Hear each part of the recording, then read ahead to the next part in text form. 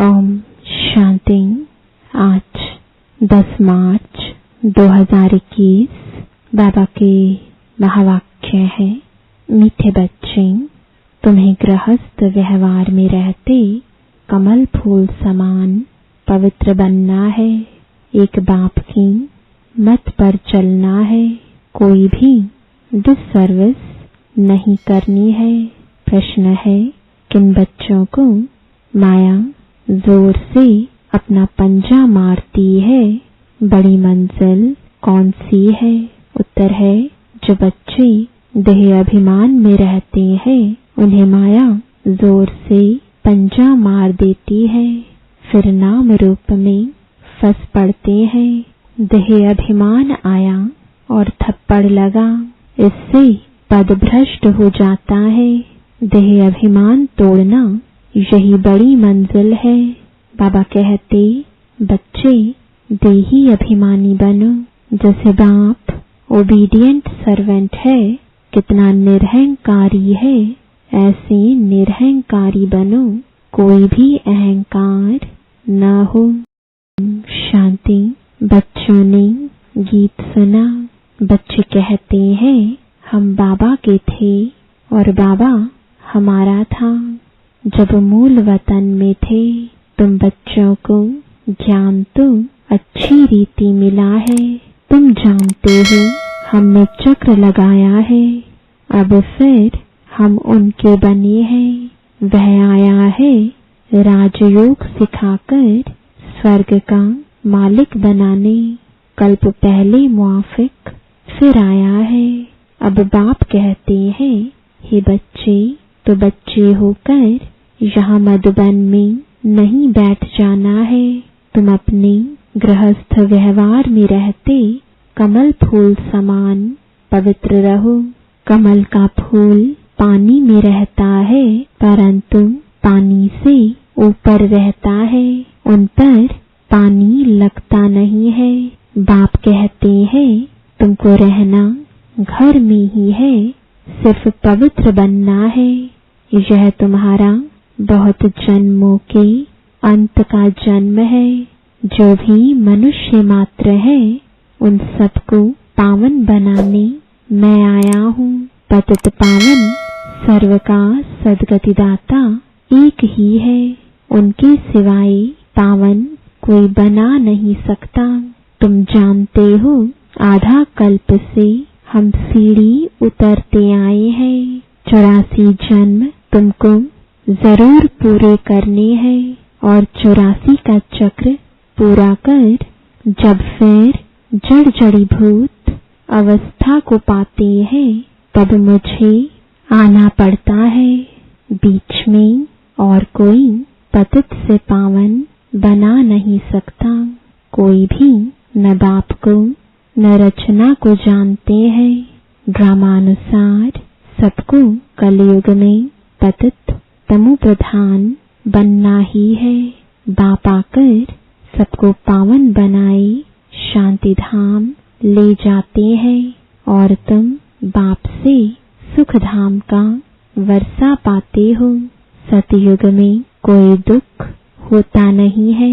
अभी तुम जीते जी बाप के बने हो। बाप कहते हैं, तुमको गृहस्थ व्यवहार में रहना है। बाबा कभी किसको कह नहीं सकते कि तुम घर बार छोड़ो। नहीं, गृहस्थ व्यवहार में रहते सिर्फ अंतिम जन्म पवित्र बनना है। बाबा ने कभी कहा है क्या कि तुम घर बार छोड़ो? नहीं, तुमने ईश्वरीय सेवा अर्थ आपे ही छोड़ा है। कई बच्चे हैं घर गृहस्थ में रहते भी ईश्वरीय सर्विस करते हैं, छुड़ाया नहीं जाता है। बाबा किसको भी छुड़ाते नहीं है। तुम तो आपे ही सर्विस पर निकले हो। बाबा ने किसको छुड़ाया नहीं है। तुम्हारे लौकिक बाप शादी के लिए कहते हैं, तुम नहीं करते हो क्योंकि तुम जानते हो कि अब मृत्यु लोक का अंत है। शादी बर्बादी ही होगी, फिर हम पावन कैसे बनेंगे? हम क्यों न भारत को स्वर्ग बनाने की सेवा में लग जाएं। बच्चे चाहते हैं कि राम राज्य हो, पुकारते हैं ना, हे पतित पावन सीताराम, हे राम आकर भारत को स्वर्ग बनाओ। कहते भी हैं परंतु समझते कुछ नहीं है। सन्यासी लोग कहते हैं इस समय का सुख कागविष्टा के समान है। बरोबर है भी ऐसे, यहाँ सुख तो है ही नहीं कहते रहते हैं, परंतु किसकी बुद्धि में नहीं है। बाप कोई दुख के लिए यह सृष्टि थोड़े ही रचते हैं। बाप कहते हैं क्या तुम भूल गए हो, स्वर्ग में दुख का नाम निशान नहीं रहता है। वहाँ कंस आदि कहाँ से आए। अब बेहद का बाप जो सुनाते हैं उनकी मत पर चलना है। अपनी मन मत पर चलने से बर्बादी कर देते हैं। आश्चर्यवत सुनंती कथंती भागंती या ट्रेटर बनंती कितनी जाकर डिससर्विस करते हैं। उनका फिर क्या होगा। हीरे जैसा जीवन बनाने बदले कौड़ी मिसल बना देते हैं। पिछाड़ी में तुमको सब अपना साक्षात्कार होगा।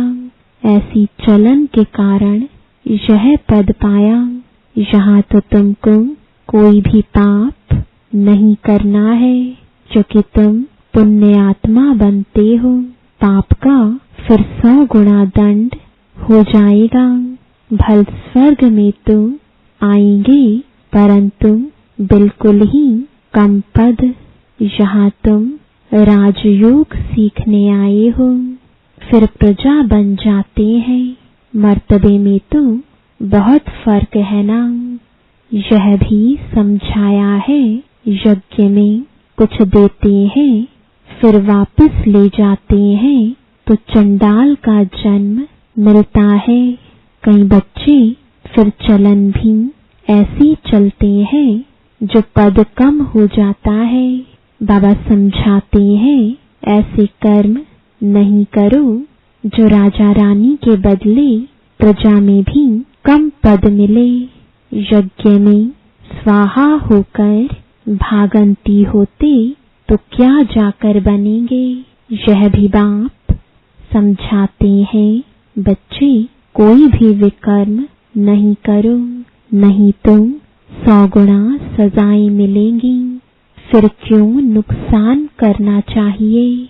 यहाँ रहने वालों से भी जो घर गृहस्थ में रहते हैं, सर्विस में रहते हैं, वे बहुत ऊंच पद पाते हैं।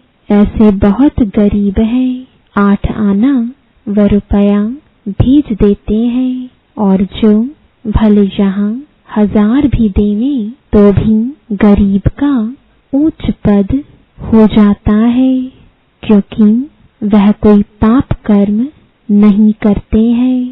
पाप करने से 100 गुना बन जाएगा। तुमको पुण्य आत्मा बन सबको सुख देना है। दुख दिया तो फिर ट्रिब्यूनल बैठती है, साक्षात्कार होता है कि तुमने यह किया, अब खाओ सजा। पद भी भ्रष्ट हो जाएगा। सुनते भी रहते हैं, फिर भी कई बच्चे उल्टी चलन चलते रहते हैं। बाप कहते हैं हमेशा शीरखंड होकर रहो। अगर लून पानी होकर रहते हैं तो बहुत डिससर्विस करते हैं। कोई के नाम रूप में फंस पड़ते हैं तो यह भी बहुत पाप हो जाता है। माया जैसे एक चूहा है, फूंक भी देती, काटती भी रहती, खून भी निकल आता, पता भी नहीं पड़ता। माया भी ब्लड निकाल देती है। ऐसे कर्म करवा देती जो पता भी नहीं पड़ता।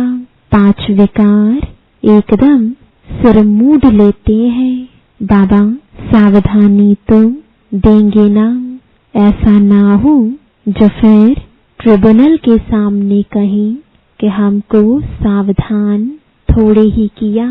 तुम जानते हो ईश्वर पढ़ाते हैं, खुद कितना निरहंकारी है। कहते हैं हम ओबीडिएंट सर्वेंट हैं। कोई कोई बच्चों में कितना अहंकार रहता है। बाबा का बनकर फिर ऐसे ऐसे कर्म करते हैं जो बात मत पूछो। इससे तुम जो बाहर गृहस्थ व्यवहार में रहते हैं वह बहुत ऊंच चले जाते हैं। देह अभिमान आते ही माया जोर से पंजा मार देती है। देह अभिमान तोड़ना बड़ी मंजिल है। देह अभिमान आया और थप्पड़ लगा तो देह अभिमान में आना ही क्यों चाहिए जो पद भ्रष्ट हो जाए। ऐसा ना हो वहां जाकर झाड़ू लगाना पड़े। अब अगर बाबा से कोई पूछे तो बाबा बता सकते हैं, खुद भी समझ सकते हैं कि मैं कितनी सेवा करता हूँ, हमने कितनों को सुख दिया है। बाबा मम्मा सबको सुख देते हैं, कितना खुश होते हैं। बाबा बॉम्बे में कितनी ज्ञान की डांस करते थे। चात्रक बहुत थे ना।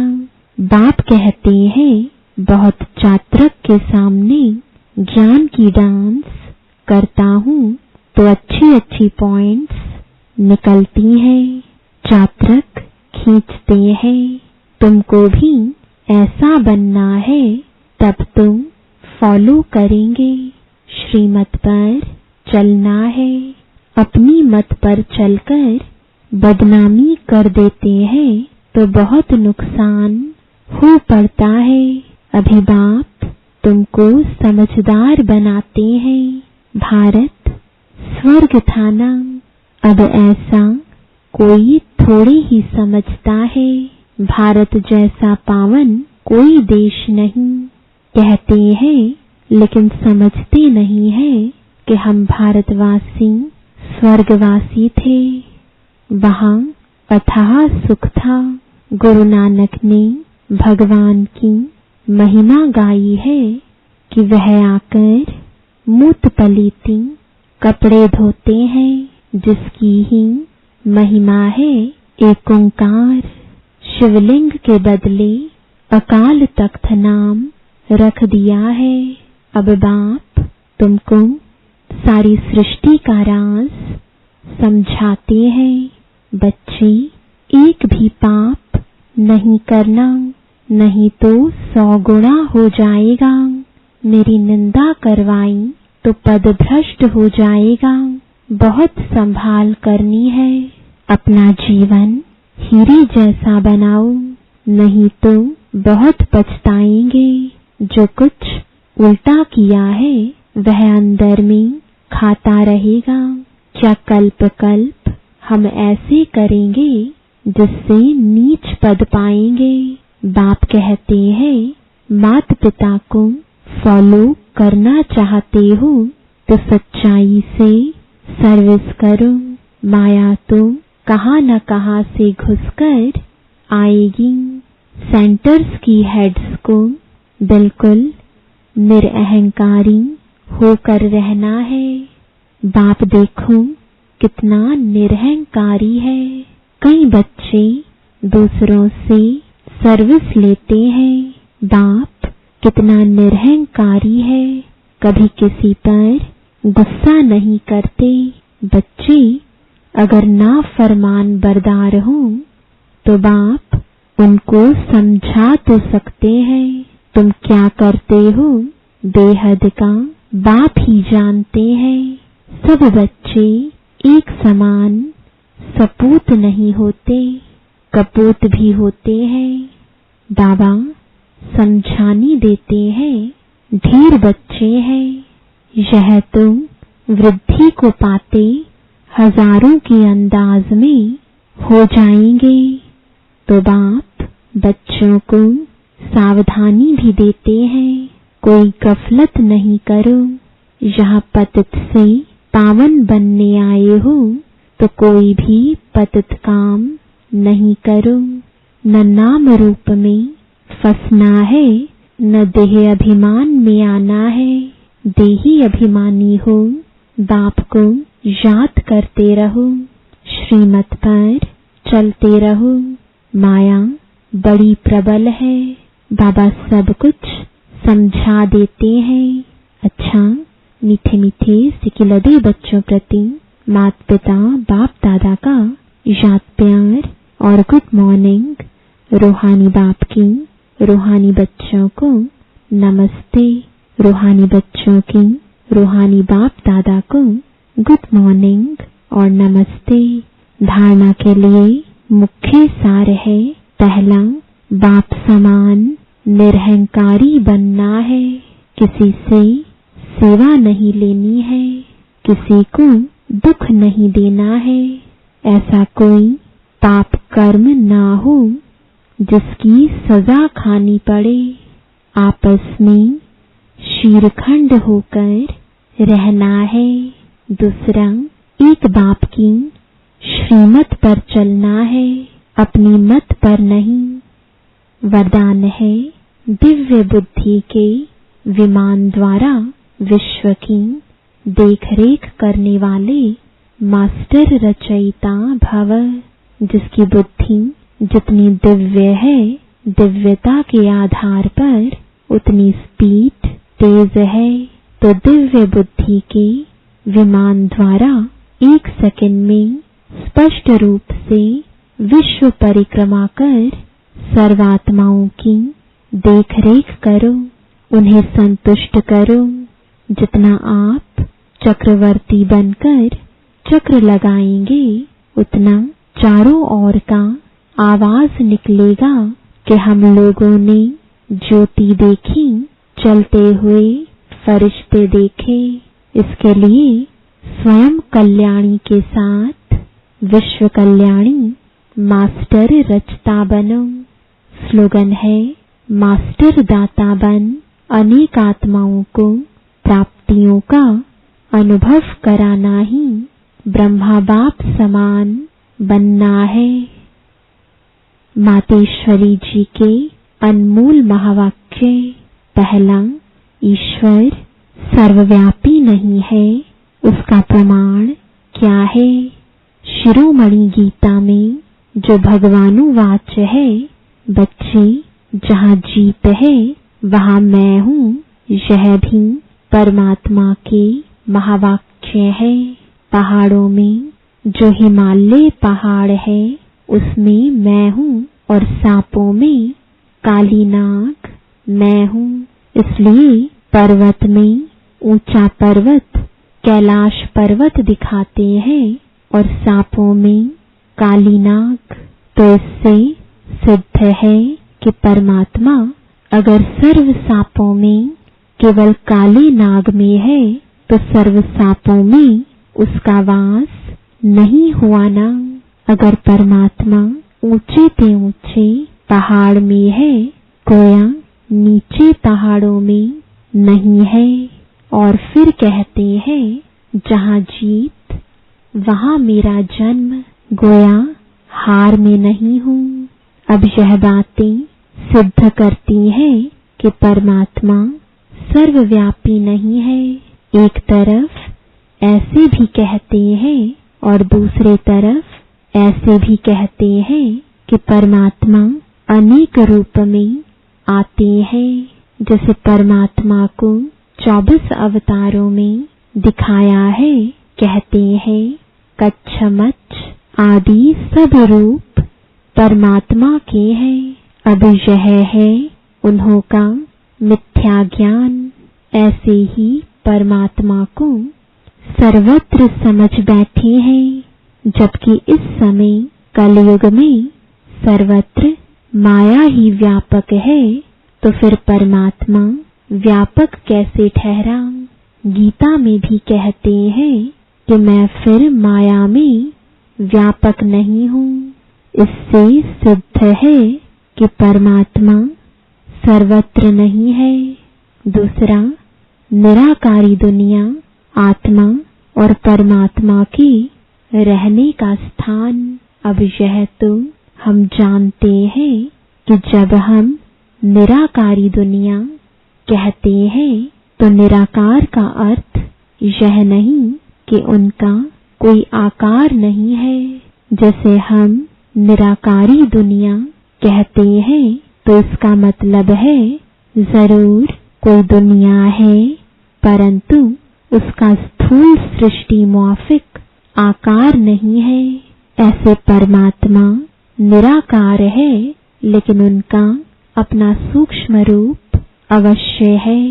तो हम आत्मा और परमात्मा का धाम निराकारी दुनिया है। तो जब हम दुनिया अक्षर कहते हैं तो इससे सिद्ध है वो दुनिया है और वहां रहता है, तभी तो दुनिया नाम पड़ा। अब दुनियावी लोग तो समझते हैं परमात्मा का रूप भी अखंड ज्योति तत्व है। वो हुआ परमात्मा के रहने का ठिकाना, जिसको रिटायर्ड होम कहते हैं। तो हम परमात्मा के घर को परमात्मा नहीं कह सकते हैं। अब दूसरी है आकारी दुनिया, जहाँ ब्रह्मा, विष्णु, शंकर देवताएं आकारी रूप में रहते हैं। और यह है साकारी दुनिया, जिनके दो भाग हैं। एक है निर्विकारी स्वर्ग की दुनिया, जहाँ आधा कल्प सर्वदा सुख है, पवित्रता और शांति है।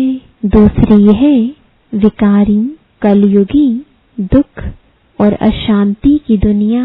अब वो दो दुनियाएं क्यों कहते हैं? क्योंकि यह जो मनुष्य कहते हैं स्वर्ग और नर्क दोनों परमात्मा की रची हुई दुनिया है।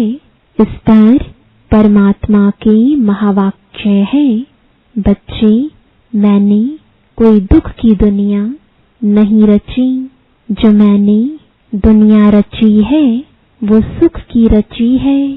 अब यह जो दुख और अशांति की दुनिया है वो मनुष्य आत्माएं अपने आप को और मुझ परमात्मा को भूलने के कारण यह हिसाब किताब भोग रहे हैं। बाकी ऐसे नहीं। जिस समय सुख और पुण्य की दुनिया है वहां कोई सृष्टि नहीं चलती। हाँ, अवश्य जब हम कहते हैं कि वहां देवताओं का निवास स्थान था तो वहां सब प्रवृत्ति चलती थी, परंतु इतना जरूर था वहां विकारी पैदाइश नहीं थी, जिस कारण इतना कर्म बंधन नहीं था। उस दुनिया को कर्म बंधन रहित स्वर्ग की दुनिया कहते हैं। तो एक है निराकारी दुनिया, दूसरी है आकारी